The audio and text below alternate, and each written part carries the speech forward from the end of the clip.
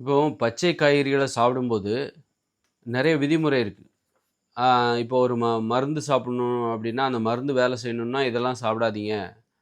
Chicken சாப்பிடாதீங்க. Chicken சாப்பிட்டா அந்த மருந்து வேலை செய்யாதுன்னு சொல்லுவாங்கல்ல. அதுபோல பச்சை காய்கறிகள் வந்து ஆரோக்கியத்தை தரும். நோய்களை வரவிடாமல் தடுக்கும். அப்பேற்பட்ட அந்த பச்சை காய்கறிகள் ஒழுங்கா வேலை செய்யணும்னா, சில உணவுகள நீங்க சாப்பிடக்கூடாது. சில உணவு சோறுலாம் சாப்பிட்டீங்கன்னா, பச்சை காய்கறிகள சாப்பிடுறதுக்கு ஆசையே வராது. சோறு சாப்பிட்டீங்கன்னா, பச்சையாக காய்கறிகளை சாப்பிட வேண்டும் என்கிற ஆசையே வராது. அப்படி நீங்க பரவால்ல கஷ்டப்பட்டு பச்சை காய்கறிகளையும் சாப்பிடுறீங்க, சோத்தையும் சாப்பிடுறீங்க அப்படின்னா, அந்த பச்சை காய்கறிகளின் நன்மைகள் உங்களுக்கு கிடைக்காது. அதனால பச்சை காய்கறிகள்ங்கிறதே வந்து பச்சை காய்கறிகளை சாப்பிடுவது, கிழங்குகளை பச்சையாக சாப்பிடுவது, இலைகளை கீரைகளை பச்சையாக சாப்பிடுவது அப்படின்னு வரும்போது, அது ஒரு பத்தியம் மாரி தான். ரொம்ப கஷ்டமானது. ஆனா, அதன் நன்மைகள் ஏராளம்.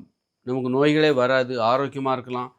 இப்படி பலவித பிரச்சனைகள நம்ம சரி பண்ணிட்டோம். அப்படிப்பட்ட அந்த பச்சை காய்கறிகள் ஒழுங்காக வேலை செய்ய வேண்டுமென்றால், நாம் தவிர்க்க வேண்டிய உணவு சோறு. சோறு தவிர்க்கணும், மாமிசம் தவிர்க்கணும், மீன், முட்டை, தயிர், மோர், பால், வெண்ணெய், நெய் இதையெல்லாம் தவிர்க்க வேண்டும். அ இதெல்லாம் தவிர்த்தா தான் பச்சை காய்கறிகளை சாப்பிட வேண்டும் என்கிற ஆசையே வரும். பச்சை காய்கறிகள் மீது ஒரு ஆசை வரும். அந்த ஆசை வருதுனாலே உனக்கு அது வேலை செய்யும். அதெல்லாம் விட்டுட்டு நீ சோறெல்லாம் சாப்பிட்டுட்டு இத சாப்பிட்னா அந்த ஆசையே வராது. அப்புட்ன்னா என்ன அர்த்தம்? அத சாப்பிட்டு உனக்கு பிரயோஜனம் இல்லன்னு உடம்புக்கு தெரிஞ்சிருச்சு. ஒரு உணவு மேல உனக்கு ஆசை வருதுன்னா, அதனால உனக்கு ஏதாவது நன்மை கிடைக்கும் அப்படின்னு நினைக்குது. ஏதாவது ஒரு விளைவு ஏற்படும். அந்த அந்த ஆசையே உனக்கு வரல அப்படின்னா, அதனால எந்த பிரயோஜனமும் இல்ல அப்படிங்கிறது தான் அதோட அர்த்தம்.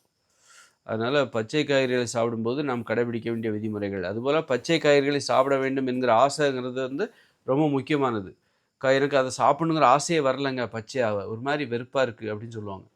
என்ன பண்ணணும் அப்படின்னா, காலையிலே இது பழங்கள சாப்பிடக்கூடாது. நான் இயற்கை உணவு தான் சாப்பிடுகிறேன். ஆனால் பச்சை காய்கறிகள் மீது எனக்கு ஆசை வரமாட்டேன்கிறது. அப்படின்னா என்ன அர்த்தம்? நீ காலையிலே பழம் சாப்பிட்டுருப்ப.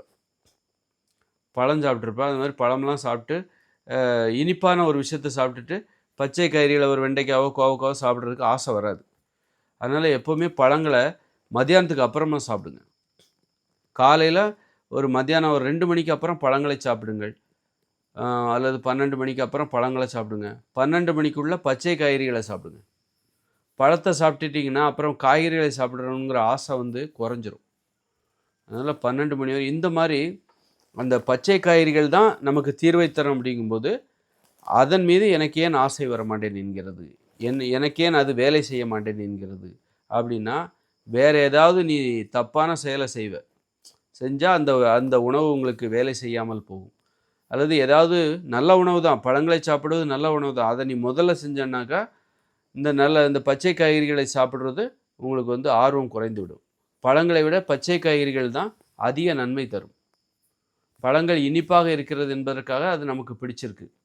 ஆனா காய்கறிகள் இனிப்பாக இல்லை என்பதற்காக நாம் அதற்கு முக்கியத்துவம் கொடுக்காமல் இருந்தோம். ஆனா காய்கறிகள் தான் உண்மையிலே நமக்கு அதிக நன்மைகளை தரக்கூடியது.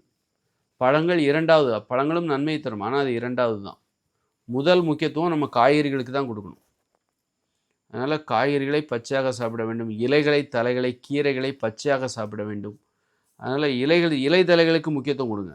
ஃபர்ஸ்ட்டு உணவு காலையில ஒரு 10, 11 மணி வரைக்கும் சாப்பிடாதீங்க. முதல் உண்ணாவிரதம்.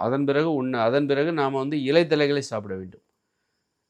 மணத்தக்காளி கீரை, கருவேப்பிலை பச்சையா சாப்பிடணும். புதினா கீரை, கொத்தமல்லி தழைன்னு சொல்லி பச்சையா காலை உணவு முதல் உணவு.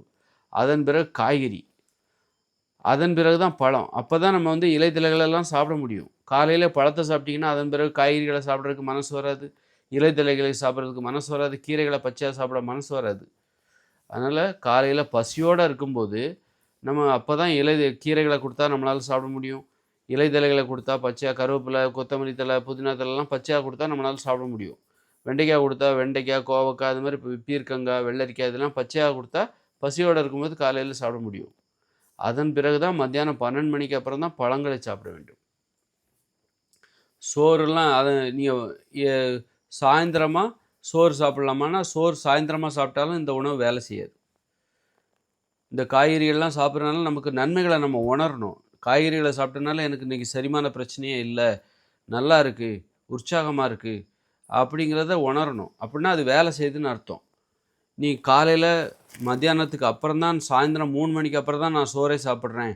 காலையில் நான் பழங்களையும் கீரைகளையும் கிழங்குகளையும் காய்கறிகளையும் சாப்பிட்றேன், பச்சையாக சாப்பிட்றேன், அப்போ எனக்கு சாப்பிடலாமா அது அப்படின்னா, நீ மத்தியானம் 3 மணிக்கு அப்புறம் நீ வந்து சோறு சாப்பிட்ட அப்படின்னா தினமும் 3 மணிக்குள்ளே தான் பச்சை காய்கறினா அப்போவும் வேலை செய்யாது.